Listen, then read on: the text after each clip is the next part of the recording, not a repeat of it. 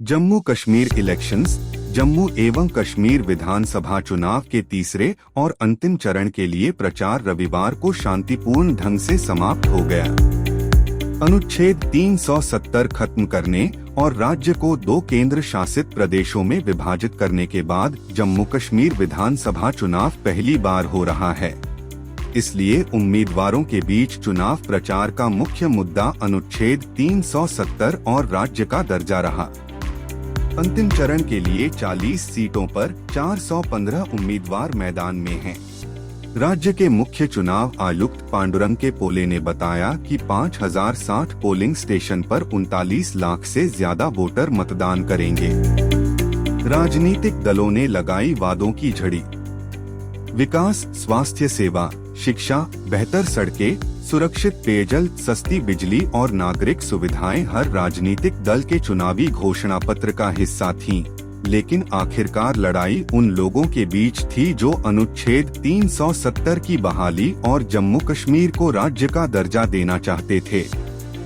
दिलचस्प बात यह है कि अनुच्छेद 370 की बहाली नेशनल कॉन्फ्रेंस (एनसी) और पीपुल्स डेमोक्रेटिक पार्टी (पीडीपी) जैसी क्षेत्रीय पार्टियों के लिए सबसे महत्वपूर्ण थी, लेकिन राज्य का दर्जा हर राजनीतिक दल द्वारा किए गए घोषणा पत्र में से एक वादा था। कहां कितने कैंडिडेट मैदान में?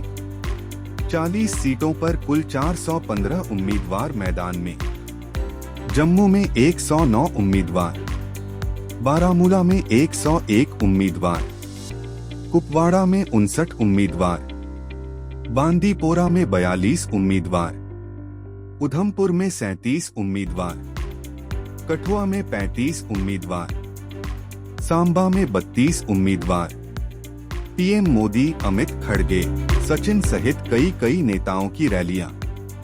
विधानसभा चुनाव में एनसी के साथ पूर्व गठबंधन के बावजूद कांग्रेस ने अपने घोषणा पत्र में या राहुल गांधी, मल्लिकार्जुन खड़गे, सचिन पायलट और प्रियंका गांधी सहित अपने शीर्ष नेताओं के भाषणों में अनुच्छेद 370 के बारे में बात नहीं की। प्रधानमंत्री नरेंद्र मोदी, केंद्रीय गृह मंत्री अमित शाह, रक्षा मंत्री राजनाथ सिंह, भाजपा अध्यक्ष जेपी नड्डा और अन्य सभी वरिष्ठ भाजपा नेताओं ने मतदाताओं से कहा कि केंद्र शासित प्रदेश का दर्जा अस्थायी है और जम्मू कश्मीर को राज्य का दर्जा बहाल किया जाएगा। कांग्रेस, एनसी और पीडीपी ने उठाया ये मुद्दा। चुनाव प्रचार के दौरान भाजपा के शीर्ष नेतृत्व द्वारा उठाया गया एक मुद्दा यह था कि संसद में बहुमत वाली केंद्र की सरकार ही जम्मू कश्मीर को राज्य का दर्जा बहाल कर सकती है। इसके बावजूद कांग्रेस, एनसी और पीडीपी ने इस मुद्दे को नहीं छोड़ा।